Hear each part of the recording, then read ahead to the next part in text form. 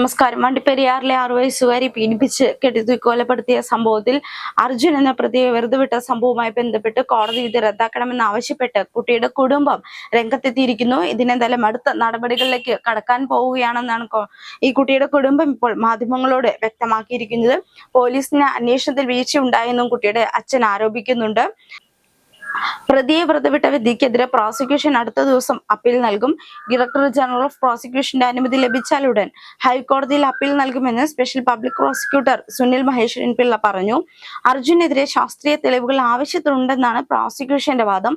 അതേസമയം പോലീസ് അന്വേഷണത്തിൽ വീഴ്ചയുണ്ടായെന്നും കുറ്റം തെളിയിക്കുന്നതിൽ പ്രോസിക്യൂഷൻ പരാജയപ്പെട്ടെന്നുമായിരുന്നു കോടതിയുടെ നിരീക്ഷണം. കേസിലെ യഥാർത്ഥ പ്രതിയെ കണ്ടെത്താൻ പുനരന്വേഷണം ആവശ്യപ്പെടുന്നെന്ന് അർജുന്റെ അഭിഭാഷകനും വ്യക്തമാക്കിയിട്ടുണ്ട്.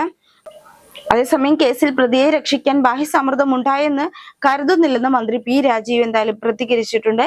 ഇത്തരം ഒരു കേസിൽ ആരും ഇടപെടില്ല. കുറ്റമറ്റ രീതിയിലാണ് അന്വേഷണം നടക്കുന്നത്. കോടതി പോലീസിനെ വിമർശിച്ചത് ഏത് സാഹചര്യത്തിലാണെന്ന് പരിശോധിക്കണമെന്നും പി രാജീവ് പറഞ്ഞു. കേസിൽ അന്വേഷണ ഉദ്യോഗസ്ഥനെതിരെ ഗുരുതര ആരോപണവുമായി കുട്ടിയുടെ അച്ഛൻ രംഗത്തെത്തി. പോലീസ് പ്രതിക്കൊപ്പം നിന്നുവെന്നും തെറ്റിദ്ധരിപ്പിച്ചെന്നും കുട്ടിയുടെ അച്ഛൻ പറയുന്നു. പട്ടികജാതി പട്ടികവർഗ പീഡന നിരോധന നിയമം ചുമത്തുന്നതിൽ പോലീസിന് വീഴ്ച പറ്റി. പട്ടികജാതി പട്ടികവർഗ പീഡന നിരോധന നിയമം ചുമത്തിയാൽ ആനുകൂല്യം ലഭിക്കില്ലെന്ന് കത്ത് വന്നപ്പോഴാണ് ഇത്തരം ഒരു തീരുമാനമെടുത്തതാണെന്ന് അറിഞ്ഞത്. കേസിൽ പ്രതിയായ അർജുൻ പള്ളിയിൽ പോകുന്നയാളാണെന്ന് പോലീസിനെ അറിയിച്ചിരുന്നെന്നും എന്നാൽ പോലീസ് അലംഭാവം കാണിച്ചെന്നുമാണ് കുട്ടിയുടെ അച്ഛൻ ആരോപിക്കുന്നത്.